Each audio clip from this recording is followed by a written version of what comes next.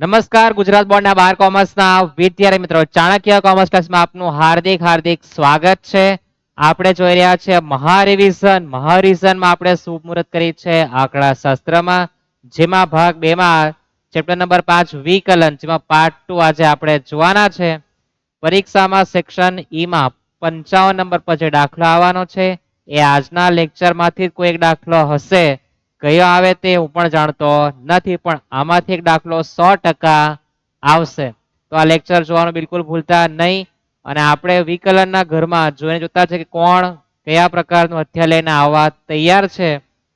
બરાબર છે. તો 55 નંબરમાં યોદ્ધા આજે દાખલા જે જોવાના છે એમાંથી કોઈ એક યોદ્ધા આપણી સામે આવશે.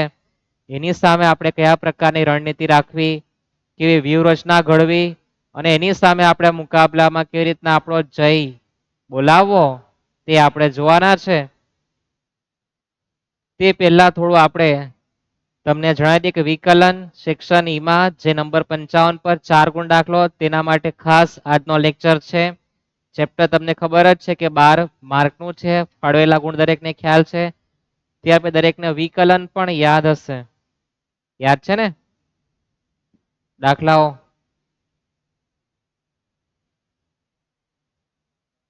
હા, આજ આ વિકલન યાદ છે ને? હવે આપણે આજે કંઈ નવું જોઈએ. જે નંબર 55 પર આવવાનું છે, મહારિવિઝન લેક્ચરનો મુખ્ય ઉદ્દેશ તમને દરેકને ખ્યાલ તો છે જ. જો નવા હોવ તો સબસ્ક્રાઇબ કરી દેજો. અને ઉદ્દેશ જાણી લો કે પરીક્ષામાં જે પેપર આવવાનું છે તમારું 9મી માર્ચે, એમાં કયા નંબર પર કયા સેક્શનનો કયો પ્રશ્ન કેવી રીતના આવવાનો એ પણ આપણે ચર્ચા કરી છે. અને મુખ્ય વસ્તુ શીખવાનું એ છે કે આ દાખલો પરીક્ષામાં તમને જ્યારે દેખાય કે તમારે કેવી રીતના ગણવું, શું વિચારવું, પહેલો સ્ટેપ શું આવે અને બધા સ્ટેપ યાદ કેવી રીતના રહે, એની આપણે મહારિવિઝનની તૈયારી કરતા છે. એટલે આપણે દાખલો શાંતિપૂર્વક જોવાના છે. ઓકે, તો પહેલા વાંચીએ. શું કીધું છે? તમને દાખલો ગણતા આવડે જ, પણ કયા સ્ટેપ પછી કયો સ્ટેપ આવે એ યાદ રાખવાનું તમારી મેમરી પાવરમાં જે શોર્ટ ટર્મ છે ને તે આપણે લોંગ ટર્મમાં લઈ જવાના છે. આને કેવી રીતના યાદ રાખવો, બરાબર? ક્યાં આવવાનો છે? સેક્શન ઈ માં છેલ્લો પ્રશ્ન 55, 2 5 ગુણ 4 છે, ટોટલ 4 ગુણ. તો f કૌંસમાં x તમને આપેલો છે કે 2x ની 3 ઘાત વત્તા 3x ની 2 ઘાત ઓછા 12x ઓછા 4 ની મહત્તમ અને ન્યૂનતમ કિંમત શોધવા કીધી છે. તો કેવી રીતના શુભ મુહૂર્ત કરવી એ આપણે જોવાના છે. બરાબર? તો આપણને માહિતીમાં આપી મહત્તમ ને ન્યૂનતમ કિંમત, કેવી રીતના સ્ટાર્ટ કરવું, શું ગણવાનું, કયા પછી કયો સ્ટેપ આવે, એ દરેકે શાંતિપૂર્વક ધ્યાન રાખીને જોવું. જેટલી સમજવામાં ધીરજતા રાખશો એટલું જ તમને ગણતી વખતે યાદ આવવામાં સરળતા રહેશે. તો સૌપ્રથમ આપણને જે આપેલું છે f કૌંસમાં x કે 2x ની 3 ઘાત વત્તા 3x ની 2 ઘાત ઓછા 12x ઓછા 4. તો તમને જે માહિતી આપી છે એમાં સૌપ્રથમ તમારે પ્રથમ વિકલન કરવા જવાનું. મહત્તમ ન્યૂનતમ કિંમતમાં પહેલો વિચાર એ આવવો જોઈએ કે મારે શું કરવાનું છે? પહેલી વારનું વિકલન કરવાનું. તો તમે લોકો વિકલન વિશેનો અભ્યાસ કર્યો જ છે. f માથા ઉપર ડેશ કૌંસમાં x, એને કહેવાય પ્રથમ વારનું વિકલન.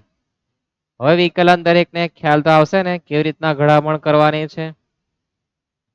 2x ની 3 ઘાતનું વિકલન કરતા 3 ક્યાં આવે? નીચે. તો 3 દુ 6, x ની ઘાતમાં 1 ઓછું કરવાનું, ઘાતમાંથી નીચે અને એક ઘાત શું કરવાની? ઓછી કરવાનું. 3 નીચે આવે એટલે 3 દુ 6, ઘાતમાં 1 ઓછા કરો 2. થાય વિકલન આટલો આગળ.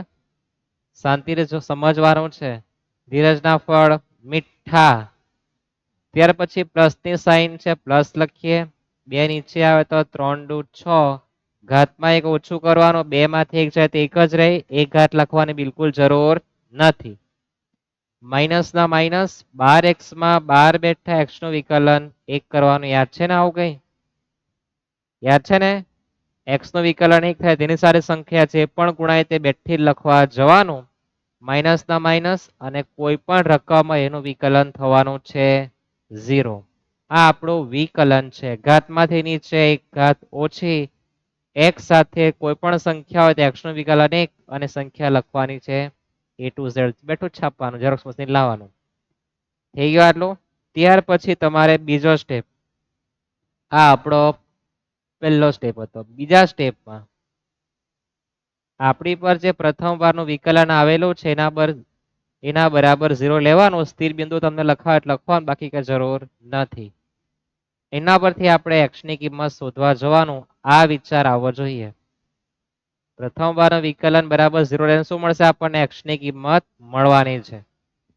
તો આપણી પર પ્રથમ વારના વિકલનનો જવાબ છે 6x નો વર્ગ વત્તા 6x ઓછા 12 બરાબર 0.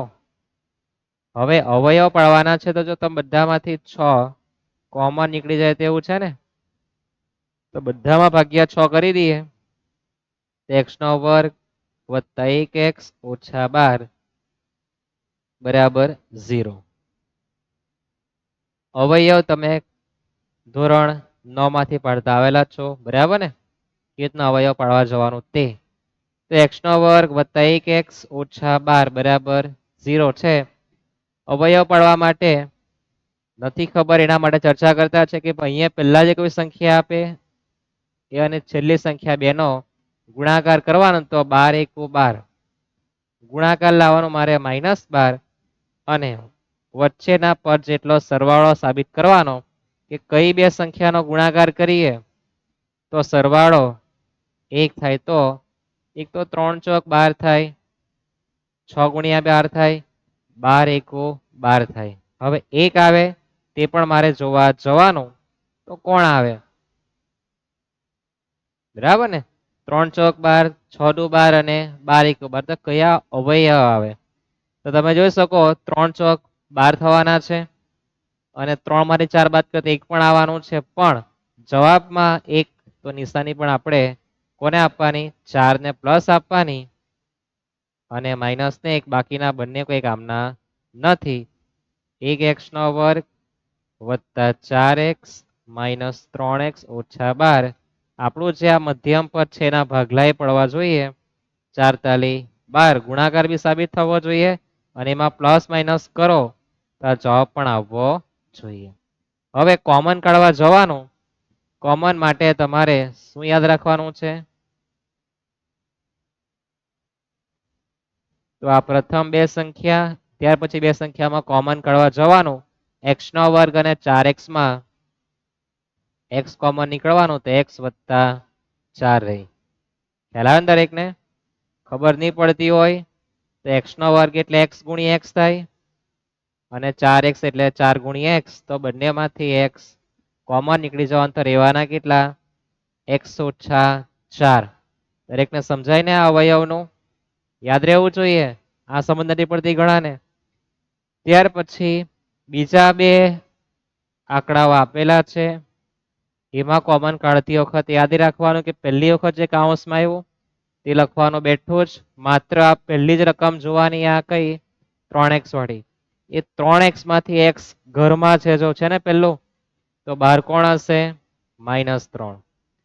તો બે કૌંસમાં જે લખેલા છે એના બરાબર બી 0 લેવાનું અને બહાર જે નીકળી ગયા છે x અને -3 એના બરાબર બી 0 લેવા જવાનું. તો આપણો x નો આન્સર -4 આવે અને આ બાજુ હતા +3. તો x નો જવાબ આપણી પર આવી જવાનો છે 4 અને 3.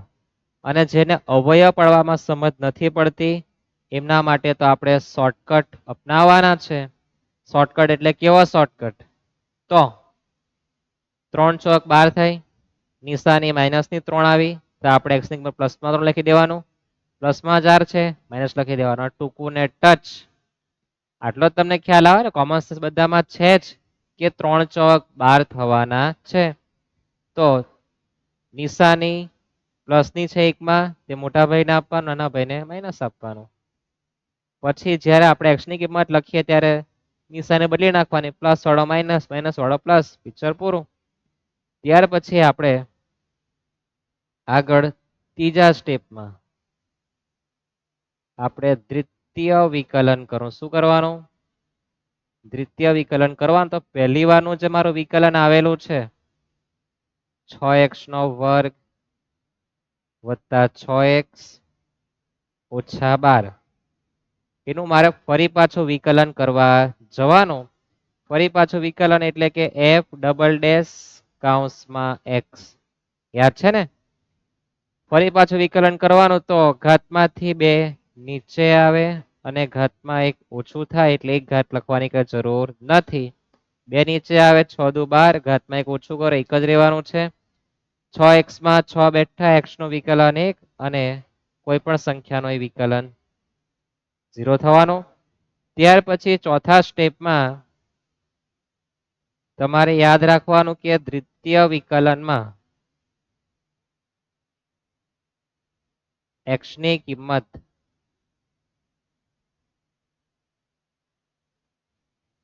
દ્વિતીય વિકલનમાં તમારે x ની કિંમત મૂકવા જવાની તો તમારી પર x ની કિંમત આવેલી છે -4 અને 3 આવેલી છે. તમારો દ્વિતીય વિકલન છે 12x વત્તા 6. આ તમારો ચોથો સ્ટેપ છે. શું કરવાનું? દ્વિતીય વિકલનમાં તમારે x ની કિંમત મૂકવા જવાનું. 12x માં 12 બેઠા, x ની કિંમત -4 વત્તા 6, તો 12 ચોક 48 વત્તા 6 તો -42 આવે. હવે બાજુવાળા ઘરે જઈએ તો 12 બેઠા, x ની કિંમત 3, તો 12 તાલી 36 વત્તા 6 થઈ ગયું. તો તમારે એક જવાબ માઇનસમાં ને એક જવાબ પ્લસમાં આવે, જેમાં સંખ્યા સરખી જ હોય. 42 તો 42, 55 તો 55, 9 તો 9 ને 25 તો 25. ખ્યાલ આવે ને? પણ નિશાની પ્લસ માઇનસ નહીં આવે, યાદ રાખજો. માઇનસમાં આવે તેને આપણે કહેવાનું છે મહત્તમ કિંમત, અને જે પ્લસમાં આવે તે ન્યૂનતમ કિંમત. અહીંયા આપણા 4 સ્ટેપ કમ્પ્લીટ થાય. ત્યાર પછી આ x ની કિંમત આપણે f કૌંસમાં x તેમાં મૂકવા જવાનું. f(x) કે તમે તે જ. તો આપણી પર f કૌંસમાં x ની જે કિંમત છે 2x નો ઘન પ્લસ 3x નો વર્ગ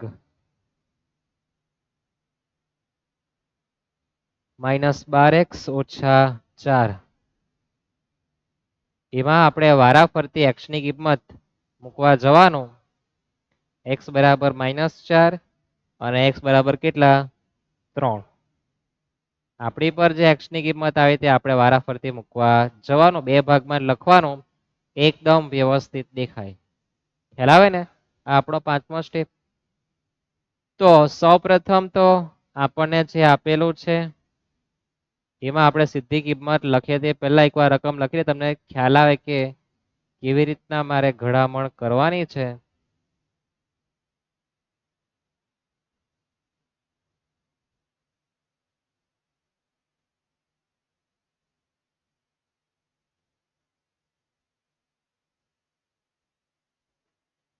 સૌપ્રથમ તો 2 માં છેડખાની કરવી નહીં. જ્યાં x દેખાય ત્યાં લખવાનું 4, પણ કેવા? -4.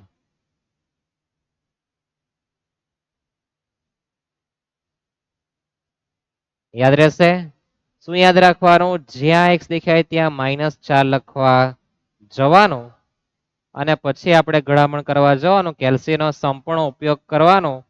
-4 ની 3 ઘાત કરવાની. -4 એટલે 4 નું બટન કેલ્સી પર અને પછી પ્લસ માઇનસ નું બટન. -4 આવી ગયા. પછી ગુણ્યા ઇઝ ઇક્વલ નું બટન ખૂણામાં 4 હતા સુધી કામ કરવાનું. સમજ નહીં પડે એ લોકો માટે. -4 ગુણ્યા -4 ગુણ્યા -4, 64 થાય. 64 ગુણ્યા 2 કરવાનું તો -128 આવે. થયા એટલું? પહેલા 4 ની 3 ઘાત કરવાનું. કોઈએ પણ 2 ગુણ્યા 4 એટલે 8, 8 ની 3 ઘાત એ પ્રકારે મૂર્ખામી કરવી નહીં. -4 નો વર્ગ એટલે +16, 16 તાલી 48, માઇનસ માઇનસ પ્લસ 12 ચોક 48 -4 તો 132 ઓછા 96 થવાના કેટલા 36. પણ તમે માને નહીં એટલે આપણે કેલ્સી વાપરીએ બીજું શું. તો તમારા આન્સર માઇનસ વરસાદમાં આવે તે 36. 4 મૂકતા આપણો જે જવાબ આવે એને શું કહેવાનો છે આપણે એને મહત્તમ. તો અહીંયા લખવાનું મહત્તમ. એ જ પ્રમાણે બાજુવાળા બે બેઠા x ની કિંમત 3 એની 3 ઘાત 3 કૌંસમાં 3 નો વર્ગ 12 બેઠા x ની કિંમત 3 -4 કિંમત મૂકવા જવાનું જે x દેખાય લખવાના કેટલા 3.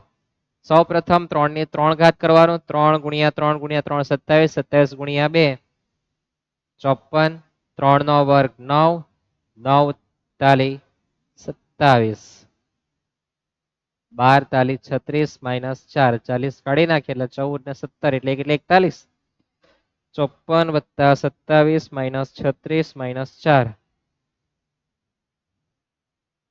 41. આ તમારી ન્યૂનતમ કિંમત. આ મહત્તમ અને આ ન્યૂનતમ કિંમત. અહીંયા તમારા 4 માર્ક પૂરા થવાના છે. ભલે આપણે 10 મિનિટનો સમય લીધો હોય પણ તમારા કન્સેપ્ટ ક્લિયર થયા હશે માનીએ. શું યાદ રાખવાનું કે તમને જો દાખલામાં મહત્તમ ન્યૂનતમ કિંમત આપે તો શું વિચાર આવવો જોઈએ કે પહેલો વિચાર એ આવવો જોઈએ કે મહત્તમ ન્યૂનતમ કિંમત હોય તો પહેલા પહેલી વારનું વિકલન કરવાનું. પહેલી વારનું વિકલન થાય પછી મારે એ વિકલન બરાબર 0 લઈને x ની કિંમત શોધવાનું. ત્યાર પછી દ્વિતીય વિકલન કરવાનું. દ્વિતીય વિકલનમાં મારે x ની કિંમત જે આવે તે મૂકવા જવાનું. ત્યાર પછી x ની કિંમત મારે f કૌંસમાં x માં લખવા જવાનું અને મારે મહત્તમ ન્યૂનતમ કિંમત મેળવવાનું છે. આ સ્ટેપ તમારા મગજમાં ફિટ થવા જોઈએ અને યાદ રાખવાનું કે માઇનસ માં જવાબ જે આવે તે મહત્તમ અને પ્લસમાં આવે તેને ન્યૂનતમ કિંમત કહેવા જવાનું. દાખલો 55 નંબર પર આવવાનો છે. 4 માર્ક આપણા હાસિલ થઈ ગયા. યાદ રહેશે આટલું દરેકને ને પાક્કું યાદ રહેશે ને ભૂલી જ નહીં જાવ ને. ગણીએ નવો દાખલો. હજુ એક દાખલો જોઈએ સમજવા માટે. મહત્તમ અને ન્યૂનતમ કિંમત આપણને શોધવા કીધી છે. તો y બરાબર આપણને આપેલું છે. આ વખતે આપણને f કૌંસમાં x નથી y આપેલો છે તો ભાઈ y વાળો ધંધો કરવાનો. તો આપણને જે y આપેલો છે આપણે y લખી દઈએ કે y બરાબર x ની 3 ઘાત 2x ની 2 ઘાત 4x ઓછા 1. સૌ પ્રથમ પહેલી વારનું વિકલન કરવાનું એટલે dy/dx ઘાતમાંથી નીચે અને ઘાતમાં 1 ઓછું કરવાનું. ઘાતમાંથી નીચે એટલે 2 ગુણ્યા 2 એટલે 4x. ઘાતમાં 1 ઓછું કરો એટલે છેડખાની કરવી નહીં. 4x માં 4 બેઠા x નું વિકલન 1 અને પેલા ભાઈ 0 થઈ ગયા. તો વિકલન કરવાનું તમને ખ્યાલ તો આવતો હશે. ખ્યાલ છે ને ઘાતમાંથી નીચે 1 ઘાત ઓછી કરવાની. x ની 3 ઘાત છે 3 નીચે આવે 3 માંથી 1 ઓછા કરે 2 રહેવાના છે. માઇનસ ના માઇનસ 2 નીચે આવે એટલે 2 દુ 4. ઘાતમાં 1 ઓછું કરે 1 લખવાની જરૂર નથી. 4x માં 4 બેઠા x નું વિકલન 1 અને 1 નું વિકલન થવાનું છે 0. થાય પહેલી વારનું વિકલન. પછી તમારે બીજા સ્ટેપમાં શું કરવાનું dy/dx બરાબર 0 લેવાનું. 3x નો વર્ગ 4x ઓછા 4 બરાબર 0 અને આપણે અવયવ પાડવા જવાનું. યાદ રહેશે ને આટલું. હવે અવયવ પાડવા જાય તો પેલામાં તો કોમન બધામાં 6 6 કાઢી નાખે. આમાં તો કોઈ 3 ને 4. 3 કેવી સંખ્યા અવિભાજ્યના ભાગ પડવાના નથી. તો હવે આપણે એ શીખ્યા હતા કે આ બે સંખ્યાનો શું કરવાનો ગુણાકાર. 3 ચોક 12. 12 ના માણસ લાવો એવા બે કે જેને પ્લસ માઇનસ કરતા -4 જવાબ આવે. તો તમારા સંભળાયા દરેકને સમજાયા ને. 3 ગુણ્યા 4 3 ચોક 12 અને 1 માઇનસ તો માઇનસ ગુણાકાર લાવવાનો માઇનસમાં, અને કેટલી બે સંખ્યા લાવવાની એવી કે જેને પ્લસ કે માઇનસ કરે તો -4 આવવા જોઈએ. તો એક તો 12 × 12 એમાં 4 નહીં આવે, 6 × 12 એમાંય 12 નહીં આવે, કે આવે 4? હા 4 લાવવાના છે, જાગતા જ છે. અને 3 × 6 = 12. તો બાદબાકી કરતા મારે કેટલા આવવા જોઈએ? 4 પણ આવવા જોઈએ. તો આ તો નહીં આવે, આ પણ નહીં આવે, એક જ તફાવત થાય. તો આવે કોણ? 6 ને 2. અહીંયા જે નિશાની છે માઇનસની તે કોને આપવાની? મોટા ભાઈને. કોને આપવાની? મોટા ભાઈને. તો -6 તો પ્લસ ને નિશાની કોની સાથે આવવાની છે? 2 સાથે. તો 3x નો વર્ગ -4x - 4 બરાબર 0 માં આપણા જે અવયવ આપણે લખી દઈએ કે 3x નો વર્ગ -6x વત્તા 2x - 4 બરાબર 0. ઉપર લીટી વધારે દેખાતી છે, આપણે ફરી પર લખ્યું છે કે 3x નો વર્ગ 4x ના છૂટાછેડા પડ્યા છે -6x અને +2x થઈ ગયા ને. ગુણાકાર પણ સાબિત થવો જોઈએ અને પ્લસ માઇનસ પણ સાબિત થવું જોઈએ. હવે કોમન કાઢવા જવાનું, જેને નથી આવડતું એના માટે ફરી એકવાર કે 3x નો વર્ગ અને 6x માં 3 × x × x, અહીંયા 3 × 2 × x. તો શું કોમન નીકળે? તો આપણી પર 3x શું કોમન નીકળવાના છે? 3x. 3x જતા રહેવાનો કોમન કાઢતી વખતે. તો 3x કોમન, તો રહેવાનું કેટલું આ ઘરમાં? x, પછી આ માઇનસ, પછી રહેવાના કેટલા? 2. આને કહેવાય કોમન કાઢવાનું.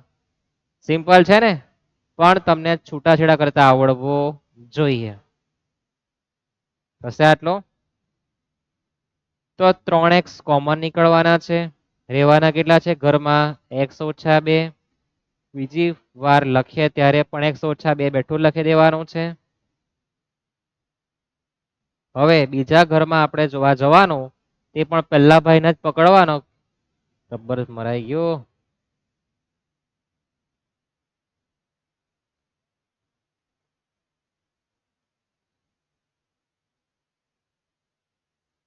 પહેલા ભાઈને જ પકડવા જવાનું કે ભાઈ તું બોલ, તારું મોઢું ખોલ. x ઘરમાં રહી ગયો તો બહાર કેટલા હશે? +2. તો 3x વત્તા 2 બરાબર 0 લખવાનું, અને ઘરમાં જે આવે એના બરાબર 0. તો 3x પ્લસ છે, બાજુ પલટા માઇનસ, તો -2/3, અને પેલી બાજુ પર x ની કિંમત 2 આવવાની છે.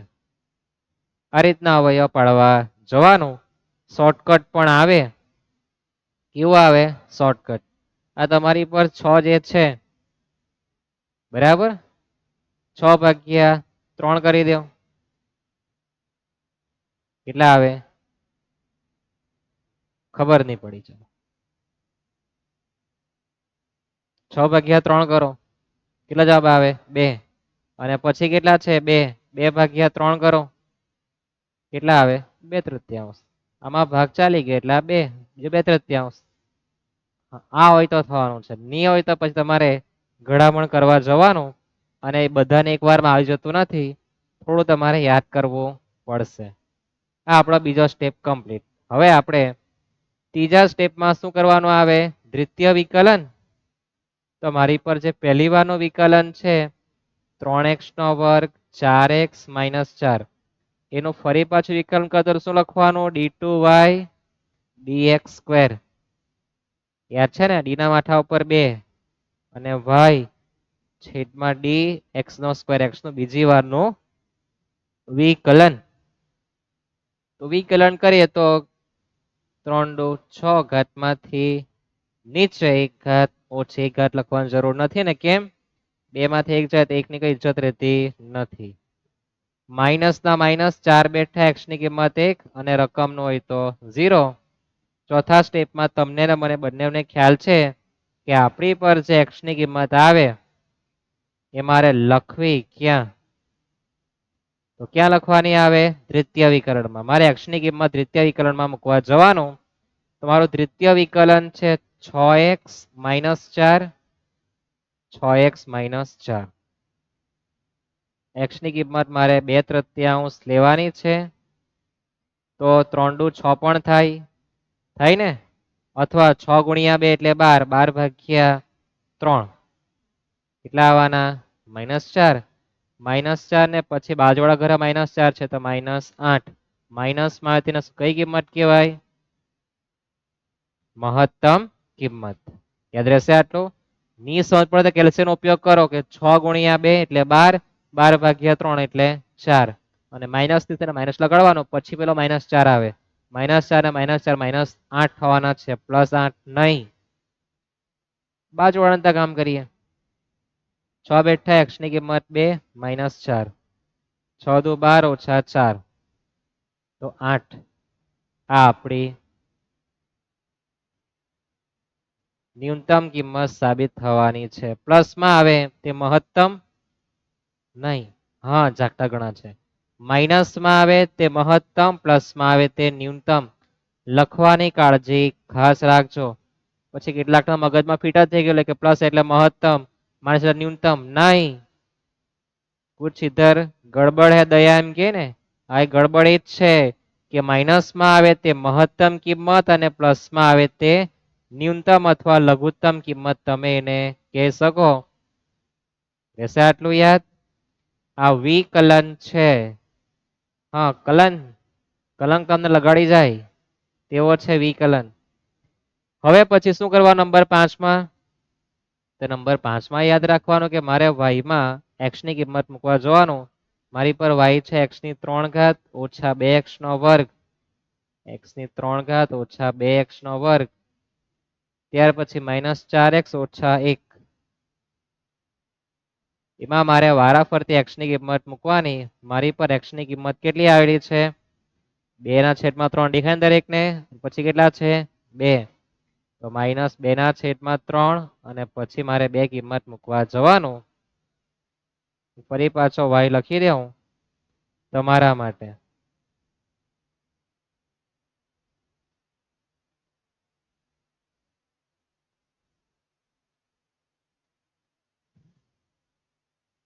જ્યાં x દેખાય ત્યાં લખવાનું -2/3, એની 3 ઘાત, 2 બેઠા જ લખવાનું કૌંસમાં -2 ની 3 ઘાત એનો વર્ગ, 4 બેઠા જ -2/3 ઓછા 1.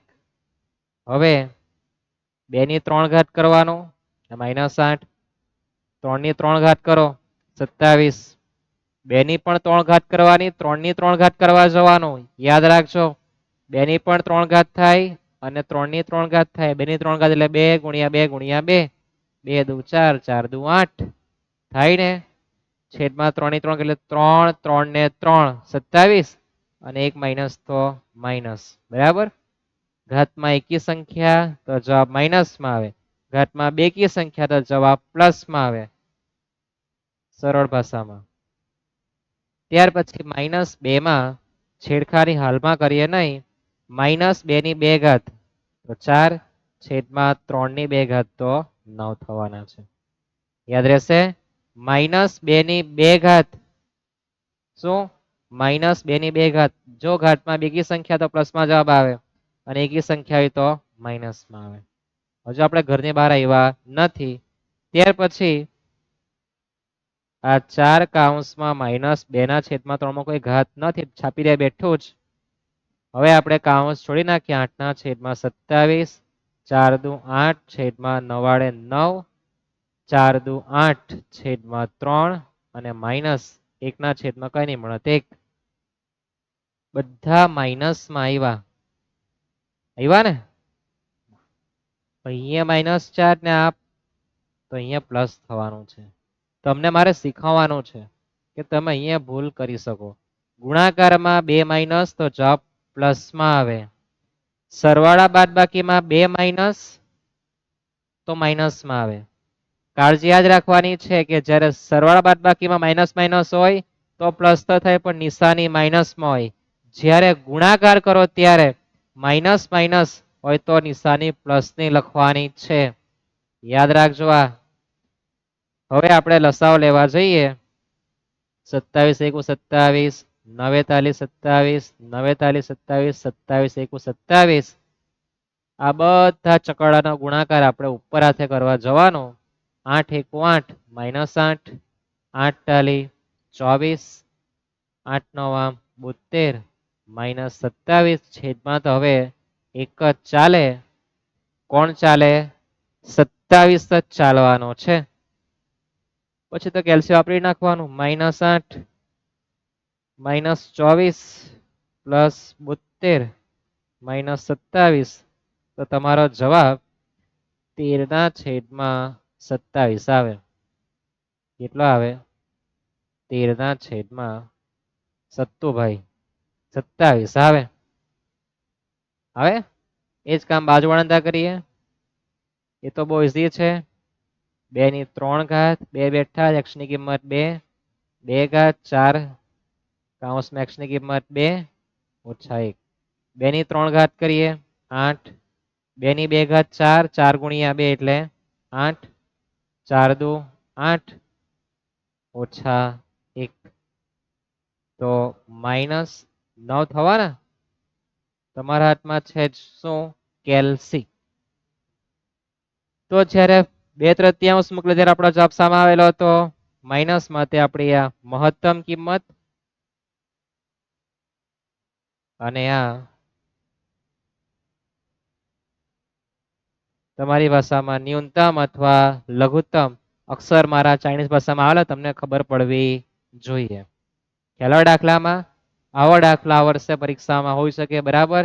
9મી માર્ચે નંબર 55 પર મેં નહીં તો કોણ બે એમ કહેશે દાખલો આવીને. યાદ રહેશે?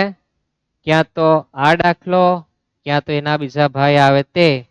પણ એ સેક્શન ઈમાં 55 નંબર આપીને બેસશે અને પછી કહેશે મેં નહીં તો કોણ બે. આવો દાખલો રહેવાનો છે નંબર 55 પર. યાદ રહેશે? ક્યાં? 9મી માર્ચે સેક્શન ઈમાં નંબર 55 પર આવો જ દાખલો રહેવાનો છે. મેં નહીં તો કોણ બે. આવી રીતના દાખલો તમને કહેશે. હવે આપણે નવો દાખલો જોઈએ. કુછ નયા લાતે હૈ. અર્થશાસ્ત્રમાં પણ વિકલનનો ઘણો ઉપયોગ થતો છે એમ કે તમે સાંભળ્યું છે સ્કૂલમાં. નહીં સાંભળ્યું તો હમણાં સાંભળી લો. અર્થશાસ્ત્રમાં તમારો માંગ પુરવઠો ને બધું આવે ને.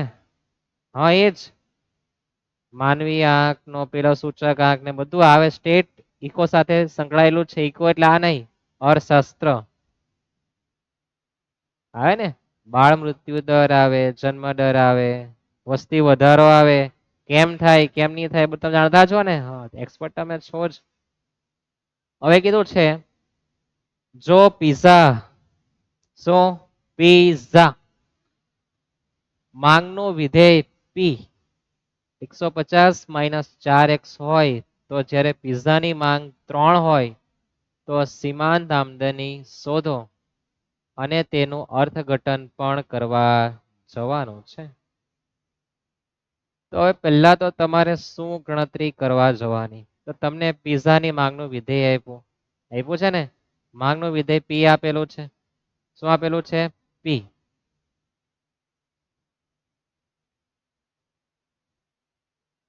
-150 - 4x આપેલું છે ને. હવે મારે તો આમદની એટલે આવક કહેવાય. એટલે આર ગુણ્યા પી ઓફ એક્સ કરવા જવાનું. આર એટલે આમદની. તો પી ની કિંમત છે 150 - 4x.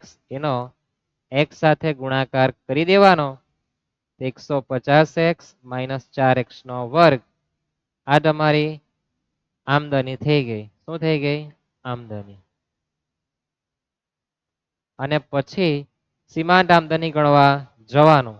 શું ગણવાનું છે? સીમાંત આમદની. તો વિકલન કરવાનું. dr/dx 150 બેઠા x નું વિકલન 1 4 2 8 કૌંસમાં x ની કિંમત 1. ઘણા જાગતા છે. 4 દુ 8 ઘાતમાં 1 ઓછું કરવાનું 1 લખવાની કઈ જરૂર નથી. નથી ને. હવે આ તમારું વિકલન થઈ ગયું છે. હવે તમારે શું કરવાનું કે ભાઈ પીઝાની માંગ 3 હોય તો આ એક પીઝાની માહિતી છે. એવા 3 માંગો આવે તો આપણે ગણતરી કરીએ.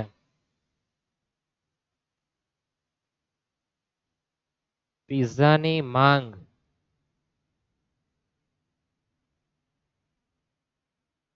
x બરાબર 3 હોય તો આપણી પર જે કિંમત આવી છે dr બાય dx એમાં આપણે કિંમત મૂકવા જવાનું કેટલું x બરાબર 3 150 માઇનસ x ની જગ્યાએ લખવાના 3 150 8 તાલી 24 તો 126 રૂપિયા આપણી સીમાંત આમદની થવાની છે.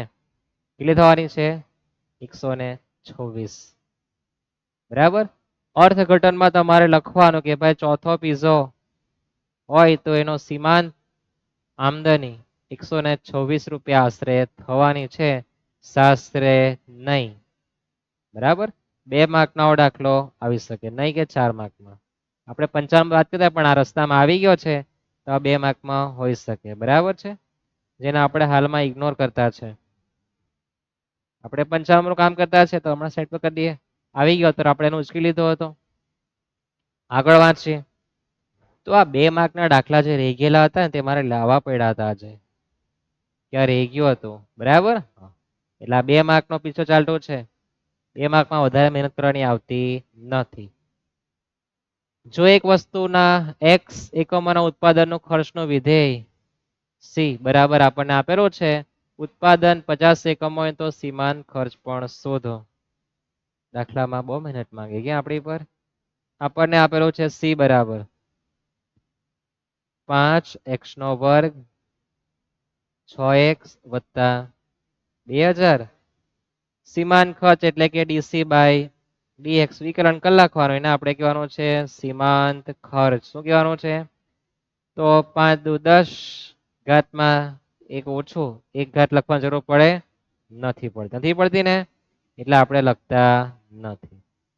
પ્લસ 6 બેઠા x નું વિકલન 1 અને ગમે તેટલા કાંડા બટાકા શું થાય એનું 0 થવાનું છે. હવે જો ઉત્પાદનના એકમો 50 હોય તો લખવાનું કે x બરાબર 50 લેતા. તો 10 બેઠા x ની કિંમત 50 વત્તા 6 તો 500 વત્તા 6 તો 506 રૂપિયા એ આપણો સીમાંત ખર્ચ આવવાનો છે. શું 506. અને તમે કઈ કે સાહેબ અર્થઘટન તમે નથી લખ્યા તો લખી આપીએ. ચાલો, નથી પૂછ્યું આમાં તો લખી દે. ચાલો, અર્થઘટન 50 એકમ કે તો લખવાનું 51મો એકમ ઉત્પાદન કરવાનો ખર્ચ આશરે, સાસરે ને આશરે રૂપિયા 506 થાય. કેટલો? 506. ખ્યાલ આવે? અર્થઘટનમાં કઈ મહેનત કરવાની નથી. આવો દાખલો 2 માર્કમાં આવી શકે. આપણે તો નંબર 55 નું કામ કરતા. હવે 55 જેવો દાખલો આ પેલો દાખલો નહીં આવે તો આ દાખલો આવવાનો જ છે. બરાબર. આમદની એટલે આર, માંગ વિધેય એટલે પી અને ખર્ચ એટલે સી. આપણે જાણી ગયા ને. કીધું છે એક્ઝામ્પલ નંબર 32. દરરોજ x ટન ઉત્પાદન કરવા માટે આપણે રોજ x ટન ઉત્પાદન કરીએ એટલે કેટલા ટન તે આપણે જાણતા નથી. પણ એક વસ્તુ 1 ટન દીઠ, એક વસ્તુ બનાવતા હશે એનામાં 1 ટન દીઠ ઉત્પાદન કરવાનો ખર્ચો મારો 10x નો વર્ગ માઇનસ 1000x વત્તા 50000. એવું કહે નહીં 5 લાખ તો 5 લાખ, 10 લાખ 10 લાખ. આ શું આપે? તો આ તમને ચલિતને સ્થિર ખર્ચ આપે. ખબર છે ને ઇકોનોમિક્સમાં ચલિતને સ્થિર ખર્ચો x વાળું એટલે ચલિત ખર્ચો કહેવાય અને પેલો ફિક્સ 50000 સ્થિર ખર્ચો કહેવાય. આ તમને નહીં કીધું હોય સ્કૂલમાં, બાકી હશે ને, કીધું હોય તો સાહેબને મારા પ્રણામ કે સાહેબ તમે સારું શીખવો છો, બાળકને બધું જ્ઞાન આપતા છો. પણ જે શિક્ષકે નથી કીધું કે આ 10x નો વર્ગ 1000x અને 50000 સીધા 5 લાખ કેમ નહીં આપ્યા? તો x એ તમારા માટે ચલિત કિંમત કહેવાય અને પેલી સ્થિર કિંમત કહેવાય. ચલિત કિંમતમાં ફેરફાર થાય એકમ દીઠ. ખબર દરેકને? નહીં કીધું આ સ્કૂલમાં, બાકી જ હશે. ઉત્પાદન ખર્ચ આપ્યો છે તો કેટલા ટન ઉત્પાદન કરવાથી ખર્ચો ન્યૂનતમ થાય. ન્યૂનતમ એટલે કે આપણે જેટલામાં બનાવીએ એટલા રૂપિયા આપણે આવક પણ એટલી થાય એમ કે. બરાબર છે? શું છે જોઈએ ને આપણે. અને ન્યૂનતમ ખર્ચ પણ શોધવાનો છે. કેટલા એકમ બનાવો તો મારો ખર્ચો કેવો થાય? Level up. એને કહેવાય સમતોલ બિંદુ. તમારા લોકોને આવ્યો હશે, દાખલા આવતા જ છે એના પણ. તો એક્સ વસ્તુનું ઉત્પાદન કરવાનું છે, ઉત્પાદન ખર્ચ એટલે સી કહેવાય 10x² ઓછા 1000 એક્સ વત્તા 50,000. આપણને ટોટલ ખર્ચ ખબર નથી. એક્સ નો અર્થ શું થાય? એક્સ એટલે ચલિત ખર્ચ અને આ 50,000 રૂપિયા સ્થિર ખર્ચો કહેવાય. ચલિત ખર્ચ એકમ દીઠ બદલાય, સ્થિર ખર્ચમાં કોઈ ફરક પડતો નથી. આને કહેવાય ખર્ચ વિધેય. તમને સ્કૂલમાં નહીં જ કીધું હોય, નહીં કીધું હોય ને? ચલો કઈ નહીં કે તમને સાહેબ કહે કે ચલો ડીસી બાય ડીએક્સ વિકલન કરી નાખીએ. ઘાતમાંથી 2 નીચે 20x, એક ઘાત ઓછી કરે, એક ઘાત લખવાની જરૂર નથી આમ કીધું છે. -1000 માં 1000 બેઠા લખવાના, x નું વિકલન એક નાનું 0, વાટા પૂરી. આવું જ કરાયું હશે ને? ત્યાર પછી ડીસી બાય ડીએક્સ પાછું x જ લખાઈ ગયું. મારી ગાડી સ્પીડમાં થઈ ગઈ એમ ને? ડીસી બાય ડીએક્સ એના બરાબર આપણે 0 લેવાનું. તો મારી પર આવેલા છે 20x ઓછા 1000 બરાબર 0. બાજુ પલટ કરું તો 1000 પ્લસમાં અને 20 ગુણાકારમાં છે તે ભાગાકારમાં. તો 50 એકમ મારે બનાવવા પડે. કેટલા એકમ? 50 એકમ. જો 50 એકમ બનાવવા જાઉં તો મારો ખર્ચો ન્યૂનતમ થાય, એટલે સમતૂર બિંદુ થાય એમ કે થાય આટલું. પછી તમારે દ્વિતીય વિકલન પણ કરવાનું. d2c છેદમાં dx². તો 20x માં 20 બેઠા, x નું વિકલન 1 અને 1000 નું 0. તો તમારો જવાબ કેટલો આવે? 20. અને નીચે લખવાનું 20 ગ્રેટર ધેન 0. અને 3 ટકા આપણે લખી દેવાનું ફરીથી માટે 50 એકમ ઉત્પાદન કરવાથી 50 એકમનું ઉત્પાદન કરવાથી ખર્ચ ન્યૂનતમ થશે. જે આપણને પૂછ્યું લખી દીધું. દ્વિતીયકરણ શા માટે કર્યો પૂછતા નહીં.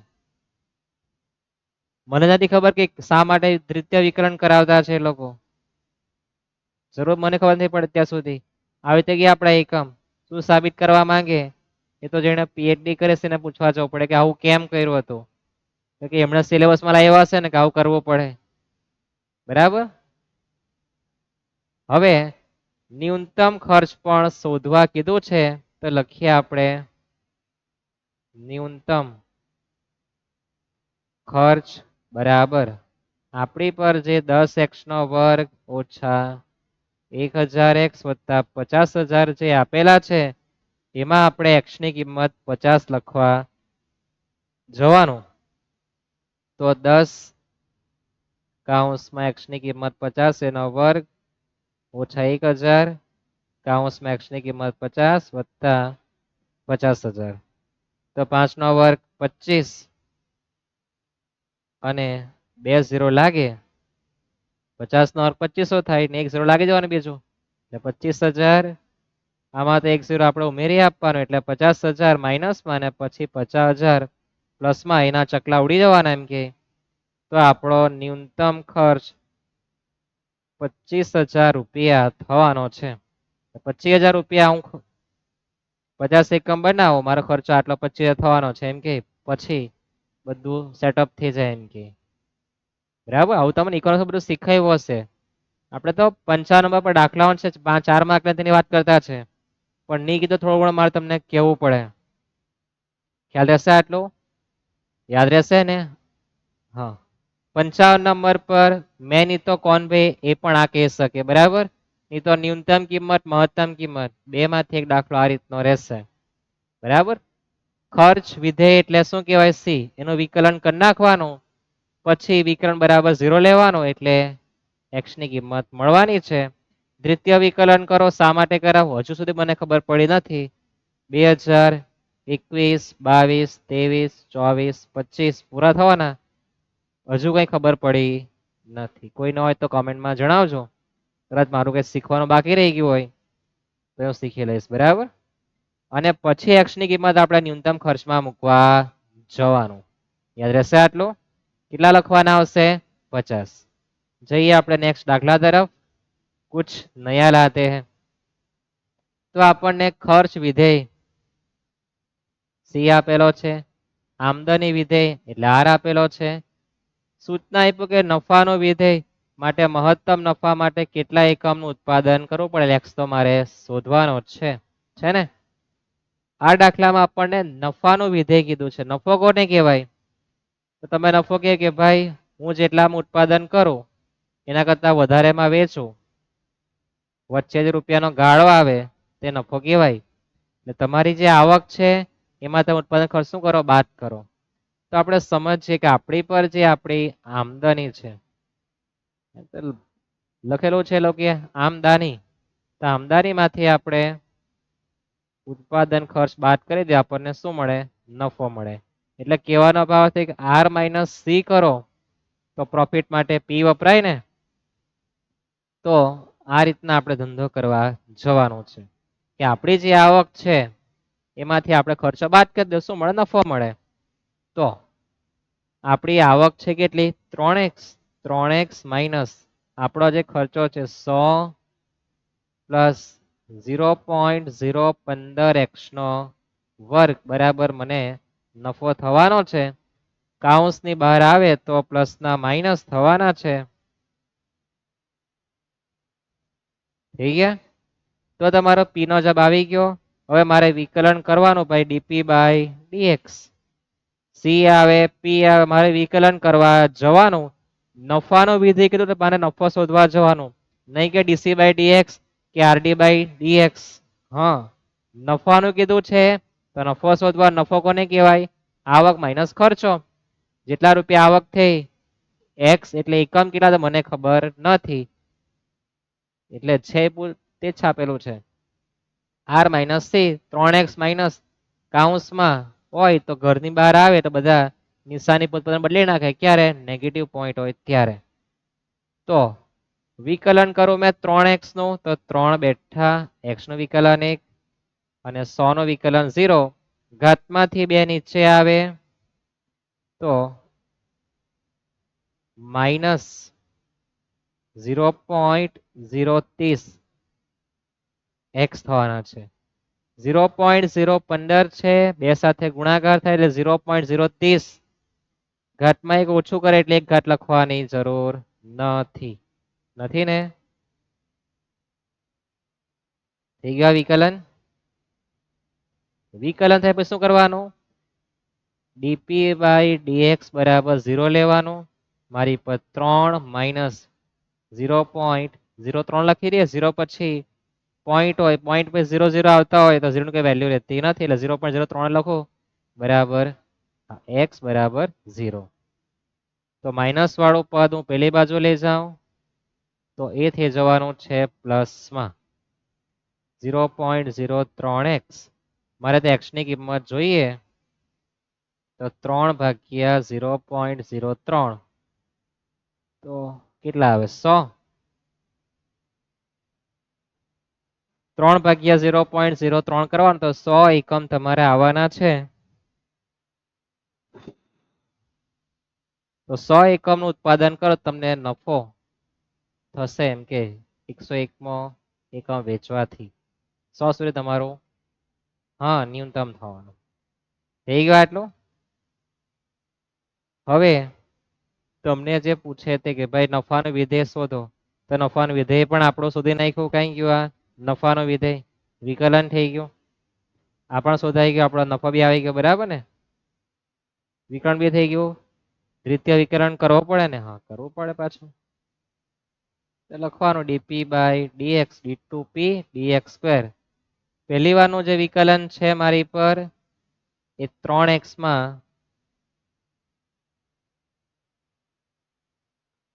દ્વિતીય આપણે કરી નાખ્યું ને. ઓકે, આ નફો આવેલો. આ પહેલી વારનું વિકલન. પહેલી વારનું વિકલન આપણી પર અહીંયા છે 3x માં 3 બેઠા 0 આવે.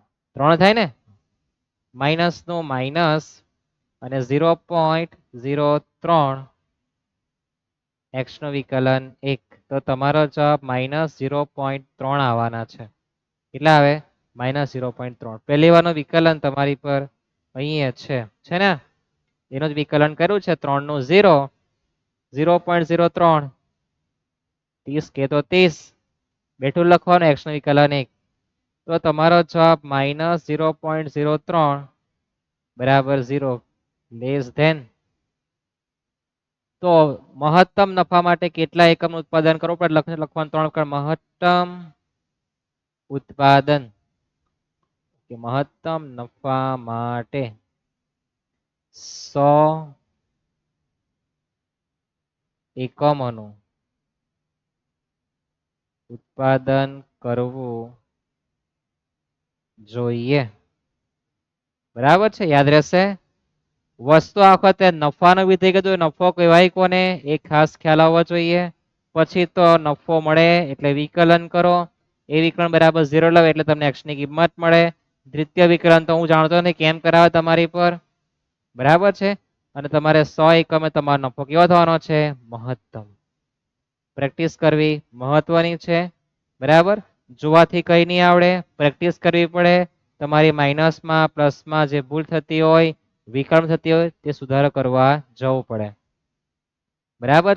ટીવી પર જે જાહેરાત બતાવે તે 1 નંબરની ભ્રામક હોય, બરાબર છે. ભરમાવું જોઈએ નહીં. હા, તમે પેલું સ્ટ્રિંગ પીઓ ને તેના જેવું, એના જેટલી બધી નથી આવતી. આવતી હોય તો કહેજો. હજી એક દાખલો જોઈએ, થોડો એન્ટિક છે, 3 માર્કમાં આવી શકે સેક્શન ડી માં. તો આપણને y બરાબર આપેલું છે અને કીધું છે કે dy/dx બરાબર -6 થાય. મને ખબર હોય y આપેલ વિકલન કરવાનું આવે છે, તો વિકલન બરાબર આપણે 6 સાબિત કરવાના છે. કોના માટે? x માટે. x પણ સાબિતી માંગવા આવે જો, કેટલું ખતરનાક છે. સાબિત કરી આપે. ચાલો, y બરાબર x ની 3 ઘાત. સ્પીડ બહુ વધી ગઈ, મગજની સ્પીડ વધી ગઈ. વિકલન કરીએ તો dy/dx ઘાતમાંથી નીચે 1 ઘાત ઓછી થાય. 1 ઘાત લખવાની પણ જરૂર નથી. આ દરેકને ખ્યાલ છે ને, 3 દુ 6 ઘાતમાં 1 ઓછું કરો, 1 જ રહેવાના. 3 બેઠા x નું વિકલન 1 અને 80 નો 0. હવે એના બરાબર મારે 6 લઈને ધંધો કરવાનો કે ભાઈ x ની કિંમત કેટલી આવે. તો dy/dx નો જવાબ લખો -6. આ બાજુ 0 કરી દઉં, બાજુ પલટ કરો, મારે અવયવ તો પાડવા જ પડશે. આવો વિચાર તમારા મગજમાં આવવો જોઈએ. તો 3x નો વર્ગ 6x - 9, માઇનસ માઇનસ પ્લસ, દિશા માઇનસ નહીં આવે. બધાનું 3 થી ભાગી નાખો તો x નો વર્ગ 2x - 3. તો શું અવયવ આવવાના? x નો વર્ગ ઓછા 3x વત્તા 1x ઓછા 3. 3 × 3 થાય ને, અને -3 અને +1 તો ગુણાકાર બી સાબિત થઈ ગયો અને આપણો સરવાળો -2 સાબિત થઈ ગયો. કોમન કાઢીએ તો x કૌંસમાં x ઓછા 3 ફરી પાછા x ઓછા 3 તો લખી દેવાનું, તો નીકળવાનું +1. તો તમારો જવાબ x વત્તા 1 બરાબર 0 અથવા તો x ઓછા 3 બરાબર 0. x નો જવાબ -1 આવે ને x નો જવાબ 3 આવે. બરાબર છે. બે કિંમત તમને મળવાની છે, એક તો -1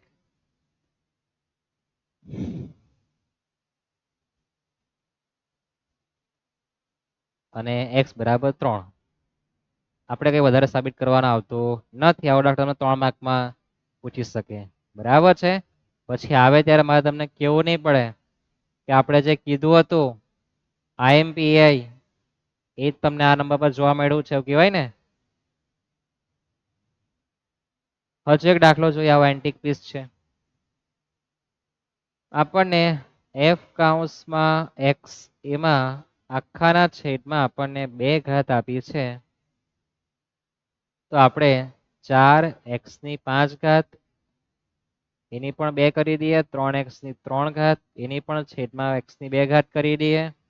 આવું કેમ કર્યું તે તમને હું કહું.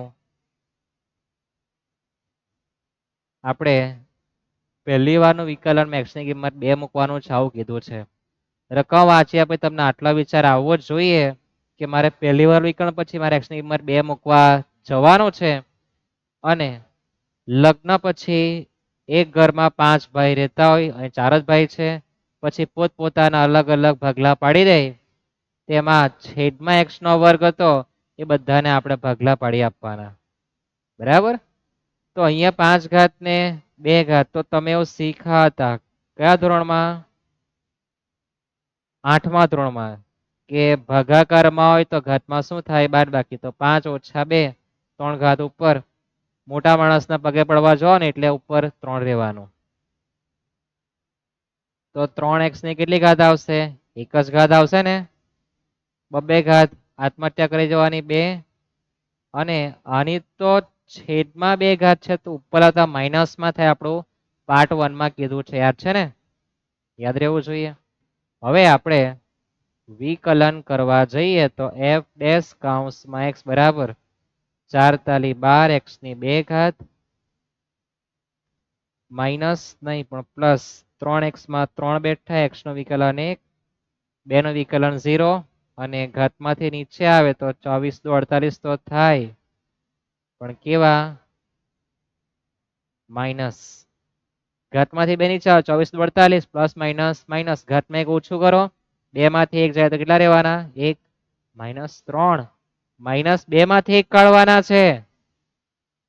હવે f ડેશ કૌંસમાં x ની કિંમત 2 મૂકવા જવાનું, તો 12 કૌંસમાં x ની કિંમત 2 એની 2 ઘાત 3 બેઠા જ, અને આ જે ઘાતમાં છે એને મારે તો પહેલા છેદમાં લઈ જવું પડે અને પછી મારે કિંમત મૂકવા જવું પડે.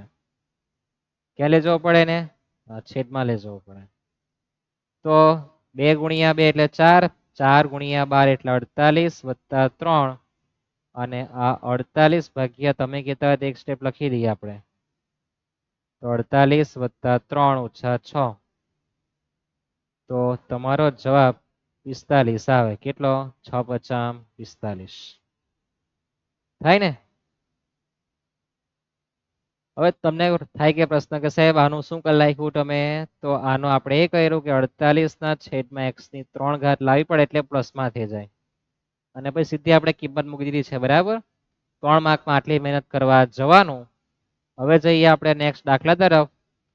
છેલ્લો દાખલો રાખીએ, પછી કોઈ દાખલો નથી ને? 2 દાખલા છે હજુ. ઓકે, તો 2 દાખલા આપણે ગણીએ. એક હું ગણી આપું, એક તમારા માટે રાખીએ. મહત્તમ નફો છે આમાં મહત્તમ નફો છે. આપણે પહેલો દાખલો ગણીએ, બીજો તમારા માટે હોમવર્ક રાખીએ. અને છેલ્લી 5 મિનિટ તો જોવાનું બિલકુલ ભૂલતા નહીં. हमने अब तक क्या पढ़ा? બરાબર છે. તો રેફ્રિજરેટર બનાવતી એક કંપની પોતાના રેફ્રિજરેટરની કિંમત એટલે કે ફ્રીજની કિંમત 10,000 રાખે. કેટલા બનાવે તે ખબર નથી એમ કે, અને એ બનાવવાનો ખર્ચો આટલો થયેલો છે. નફો શોધવાનો, નફો એટલે કે આવક માઇનસ ખર્ચો કરવા જવાનો. તો પહેલા કિંમત કીધી, આપણને આવક ખબર નથી. આવક એટલે કે એકમ ગુણ્યા રકમ. તો આપણે લખીએ સૌપ્રથમ તો પ્રાઇસ એટલે P, 10,000 આપણને આપીએ છે. આપણી આમદની એટલે કે R બરાબર કિંમત ગુણ્યા એકમ કરવાનો. કિંમત તો આપણને ખબર છે કે 10,000 રાખેલી છે, પણ એકમ ખબર નથી. તો R આવી ગયો, અને આપણને ખર્ચો આપેલો છે એની પાછળનો 0.1 x નો વર્ગ વત્તા 9,000 x વત્તા 100. સીધું સીધું આપી દે. x એટલે શું? એકમ દીઠ કિંમત, એને ચલિત ખર્ચો કહેવાય. અને આ 100 રૂપિયાનો શું કહેવાય? સ્થિર ખર્ચો. તમને આવો સ્કૂલમાં શિક્ષકે 100% કીધું હશે કે x એટલે ચલિત ખર્ચો અને પેલા 100 રૂપિયા એટલે સ્થિર ખર્ચો. આ અર્થ સાથે લાગતું વળગતું છે. માંગ પુરવઠો તમને 100% ની કીધું હોય એ સાહેબને પ્રણામ, તમે સાહેબ સૌથી સારું શીખવતા છો. બાકી બધા શીખો તેમના માટે ખાસ સૂચના કે શીખવો, બાળકને ગોખાવો નહીં. યાદ રહેશે આટલું? હવે આપણે તો નફો શોધવાનો, નફો એટલે કે આપણી આવક માઇનસ આપણો ખર્ચો, સી એટલે ખર્ચ કહેવાય ને, ખર્ચ વિધેય એટલે સી. તો આવક એટલે કે આર માઇનસ સી. આર નો જવાબ 10,000 એક્સ માઇનસ સી નો જવાબ મારે કાઉન્સમાં લખવાનું 0.01 એક્સ નો વર્ગ વત્તા 9,000 એક્સ વત્તા 100. 10,000 એક્સ કાઉન્સ છોડીએ એટલે ઘરમાં નિશાની જે લાગે એમાં માઇનસ લાગી જવાના છે. ઘરની બહાર માઇનસ કાઉન્સ જો તમે છોડો તો બધા નિશાનીમાં ફેરફાર થાય. બધા જ પ્લસમાં છે એટલે બધા જ માઇનસમાં થઈ જવાના. હવે પ્લસ માઇનસ કરે તો 10,000 અને અહીંયા 900 એક્સ કે 9,000 છે. હા 9,000 છે. તો આપણી પર થવાના 1,000 એક્સ માઇનસ 0.01 એક્સ નો વર્ગ ઓછા 100 થાય ને આટલું. આ આપણો નફો, નફો એટલે શું કહેવાય? પી. તો આપણી પર નફાનું વિધેય આવી ગયું. હવે આપણે એનું વિકલન કરવા જવાનું છે. શું કરવા? વિકલન. નફો એટલે કે પી. પી ની કિંમત મારી પર આવી છે 1,000 એક્સ માઇનસ 0.01 એક્સ નો વર્ગ માઇનસ 100. હું વિકલન કરું તો શું લખવાનું? DP by dx. 1,000 માં 1,000 બેઠા, એક્સ નું વિકલન 1 અને 0.01 એને હાથે 2 નો ગુણાકાર, ઘાતમાં નીચે આવે ને 2 તો થવાનું 0.02 ઘાતમાં 1 ઓછું કરો તો ડીપી બાય ડીએક્સ બરાબર તમારો જવાબ 1,000 ઓછા 0.02 એક્સ આવે. પછી શું કરવાનું?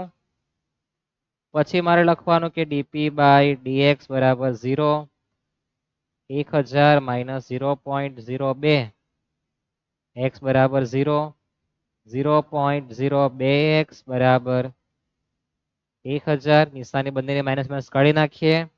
એક્સ નો જવાબ જોઈએ તો 1,000 ભાગ્યા 0.02 તો મારે કેટલા એકમ બનાવવા પડે તમારો નફો મહત્તમ થવાનો છે? 1,000 ભાગ્યા 0.02 50,000 એકમ. કેટલા એકમ? 50,000 એકમ મારે બનાવવા પડે. 50,000 જો એકમો બનાવવા જાઉં તો મારો નફો કેવો થાય? મહત્તમ.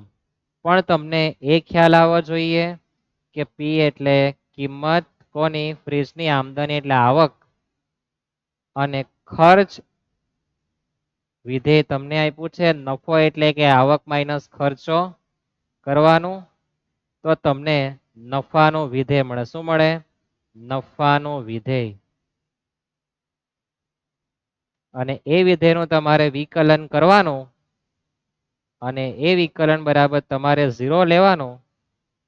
હવે તો અહીંયા સેટ થવાની હવે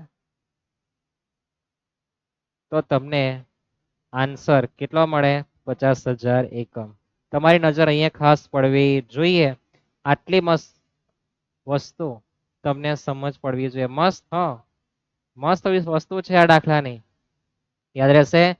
પી એટલે કિંમત, પ્રાઇસ. પ્રાઇસ તો છે પણ આવક કેટલી થાય મને તો મને ખબર નહીં મેં કેટલા એકમ વેચવાનો છું તે. એટલે એને કિંમત એક્સ એટલે મારી આવક 1,000 એક્સ થાય. ખર્ચો આપેલો છે. નફો કોને કહેવાય? આવક માઇનસ ખર્ચો. તો નફો મળે, નફાનું વિકલન કરવાનું, એ વિકલન બરાબર 0 લેવાનું તો મને એકમ મળી જશે. યાદ રહેશે? સેમ જ દાખલો છે આવો જે તમારે ગણી આપવાનો. 20 રૂપિયાની કિંમત છે. એક્સ રમકડા છે ને ખર્ચ વિધેય આપેલો છે મહત્તમ નફા માટે રમકડા એ પૂછ્યા છે ને? તો તમારા માટે હોમવર્ક રાખીએ. આમાંથી એક દાખલો આવવાનો છે. યાદ રહેશે? હવે અંતની 5 મિનિટ જોવાનું બિલકુલ ભૂલતા નહીં. हमने अब तक क्या पढ़ा,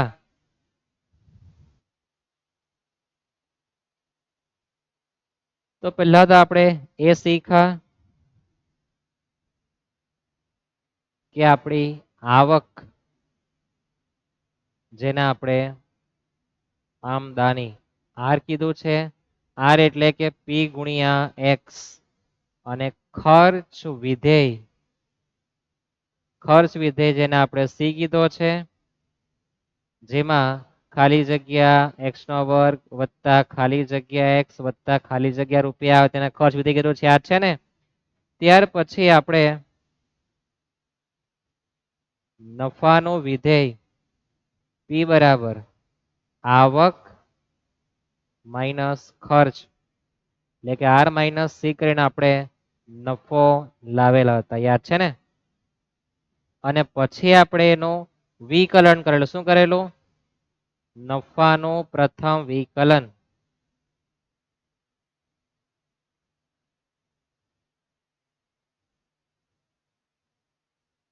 નફાનું વિકલન, અને એ વિકલન બરાબર 0 લઈને આપણે એક્સ એકમો શોધેલા હતા. આ ફોર્મેટ તમારા મગજમાં ફિટ થઈ જવો જોઈએ. ક્યારે? જ્યારે તમને કિંમત આપે તો થોડી ઘડામણ વધારે આવે, પણ માત્ર ખર્ચ જ આપે. શું આપે? ખર્ચ વિધેય. તો ડાયરેક્ટ ડીસી બાય ડીએક્સ, અને પછી ડીસી બાય ડીએક્સ 0 લેવાનું અને એક્સ ની કિંમત શોધી નાખવાની. પણ તમને નફાનું કે તો તમારે પેલા આર શોધવાનું, આર મળે પછી તમે નફો શોધવા જાઓ, અને પછી નફાની વિકલનની ગણતરી કરવા જવાનું. અને મહત્તમ ન્યૂનતમ કિંમત કે ત્યારે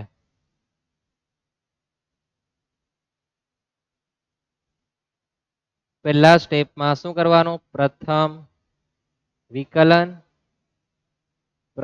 વિકલન એટલે કે ડીવાય બાય ડીએક્સ અથવા તો એફ ડેશ એક્સ બરાબર 0 લેવાનું, અને એક્સ ની કિંમત શોધવી. આ આપણો બીજો સ્ટેપ.